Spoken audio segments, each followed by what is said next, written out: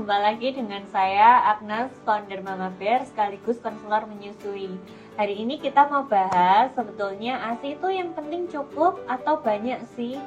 Seperti yang kita tahu di sini banyak ibu-ibu itu yang merasa kadang insecure gitu ya. Kok hasil perahku tidak sebanyak Mama A atau hasil perahku tidak sebanyak Mama B? Kenapa ASInya Mama A kalau perah lebih banyak? Kenapa kok ASIku cuma sedikit dan lain sebagainya? Yang perlu kita tanamkan di dalam mindset kita harus percaya bahwa ASI kita itu akan cukup untuk anak-anak kita. Ketika Tuhan menitipkan anak kepada kita, maka Tuhan sendiri yang juga akan mencukupkan kebutuhannya melalui kita gitu. Jadi kita harus percaya diri bahwa perjalanan menyusui ini juga perjalanan tentang iman kita kepada Tuhan. Jadi kalian harus percaya dulu bahwa menyusui itu yang penting ASInya itu cukup gitu. Kita tidak perlu membandingkan dengan orang lain atau bagaimana perjalanan mereka. Itu ASI itu adalah rezeki. ASI yang penting itu cukup, nggak perlu berlebihan.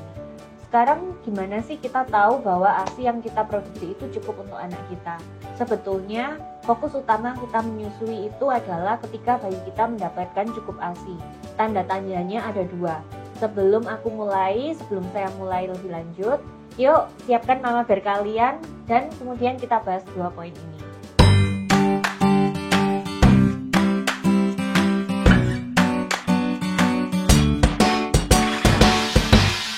Ada dua poin yang menunjukkan tanda kecukupan ASI untuk bayi kita. Yang pertama adalah tanda hariannya. Kalau bayi kita mendapatkan cukup ASI, bayi kita akan buang air kecil minimal 6 kali dalam sehari. 6 kali aja ya.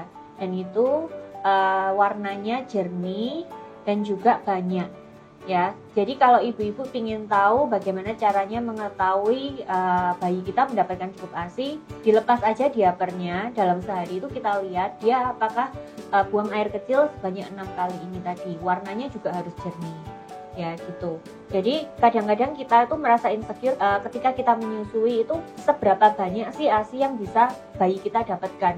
Kita bisa cek melalui tanda hariannya dengan seperti itu ya.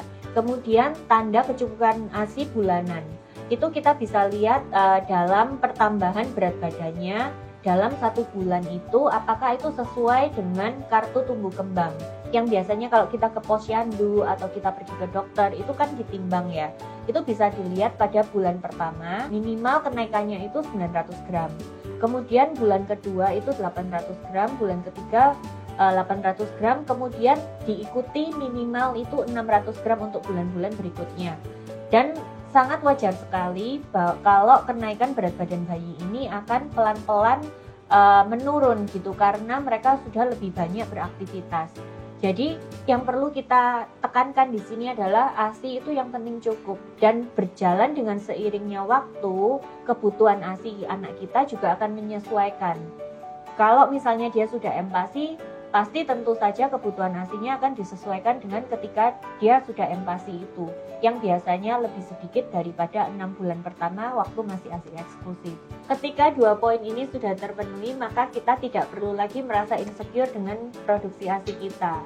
Yakinlah Mam bahwa produksi ASI kita pasti cukup untuk anak-anak kita, karena Tuhan pasti mencukupkannya.